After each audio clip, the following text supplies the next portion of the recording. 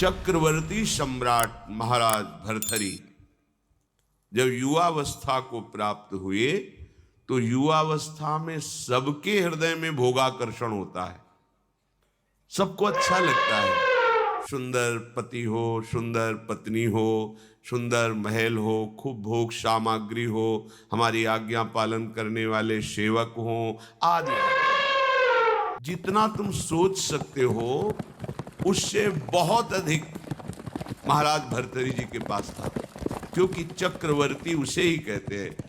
भूमंडल में एक छत्र राज, जहां से सूर्य उदय होता है और जहां सूर्य अस्ताचल को जाते हैं वहां तक उनका एक छत्र स्वामित्व।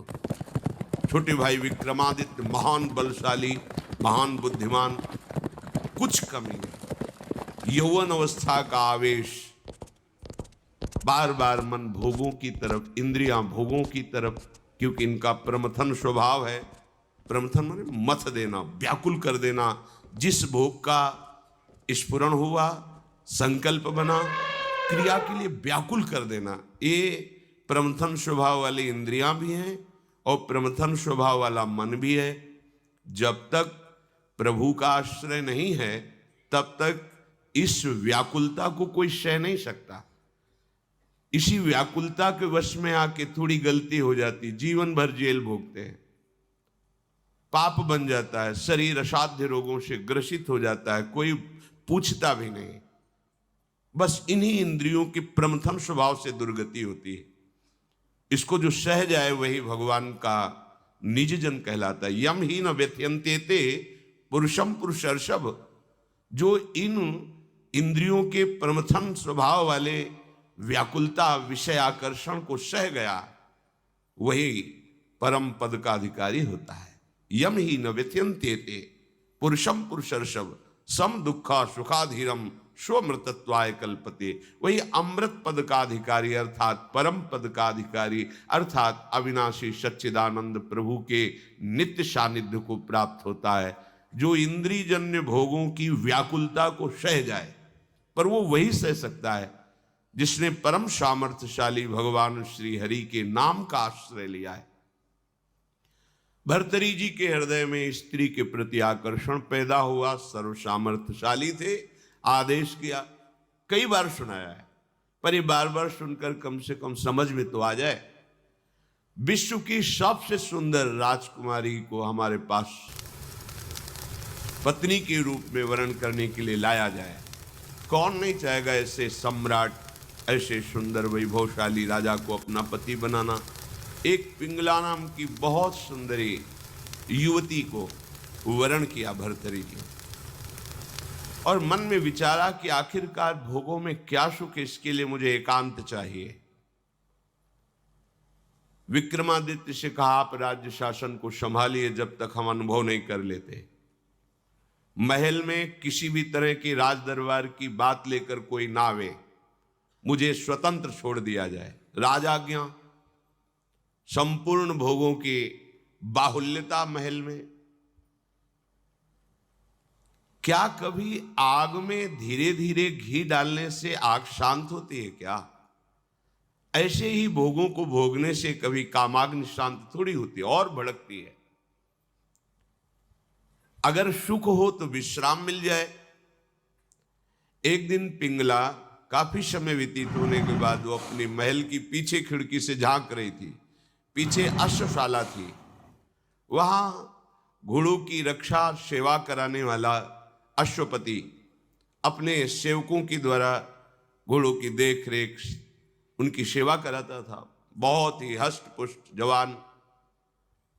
पिंगला देखकर आसक्त हो गई, एकांत में मिलने लगी। जब महाराज विश्राम को होते तो एकांत में मिलने लगी।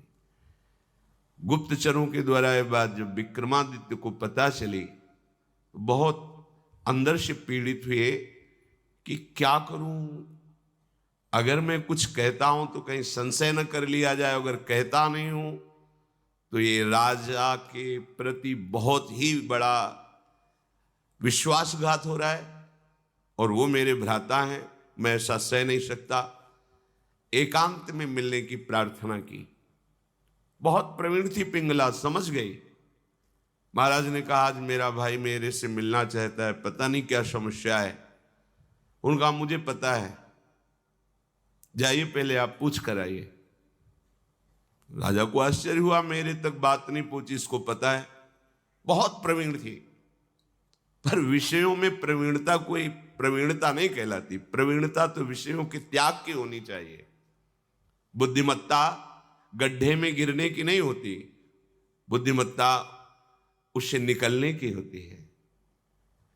विक्रमादित्य ने कहा कि मेरी बात पर विश्वास किया जाए महाराज, जो महारानी पिंगला है इनका चरित्र ठीक नहीं है, ये अश्वपाल से संबंध रखती हैं, ऐसा मुझे गुप्तचरों के द्वारा पता चला है।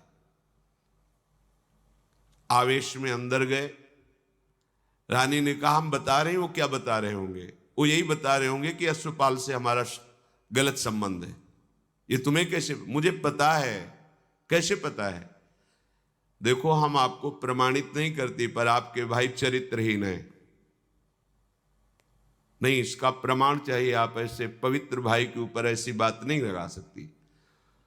तो धन दे करके किसी राज सैनिक को अपने अनुकूल करके किसी एक सदगृहस्थ परिवार को इस बात पे राजी किया कि तुम सभा में कहो कि हमारे बहू को ये राजपद पर होने पर गलत दृष्टि रखते हैं, गलत आचरण करते हैं, नहीं तो तुम्हारे पूरे परिवार को मरवा दूंगी।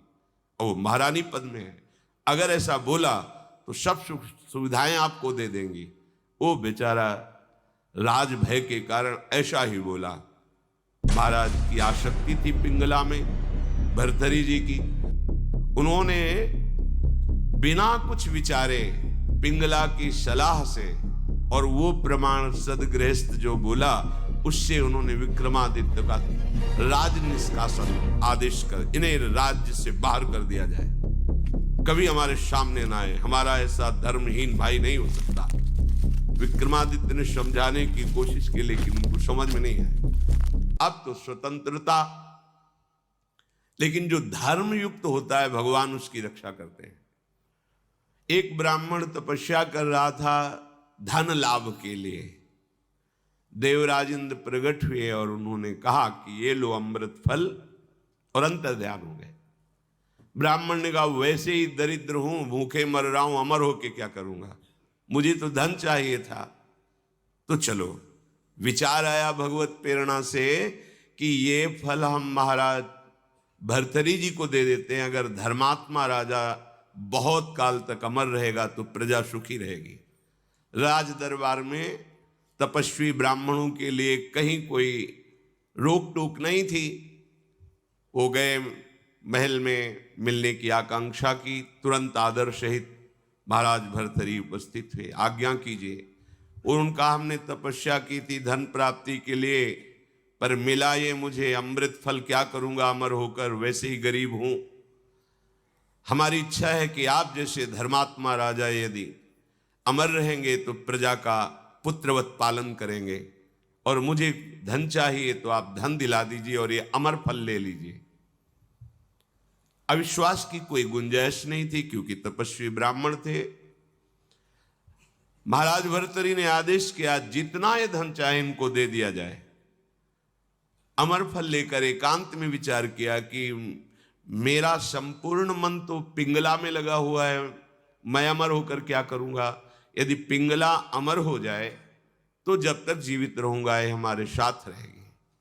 पिंगला को बुलाया और कहा महारानी ये फल खा लीजिए, हमारे देश के ब्राह्मण की तपस्या से ये अमर फल मिला है, इससे तुम मरोगी नहीं, अमर हो जाओगी।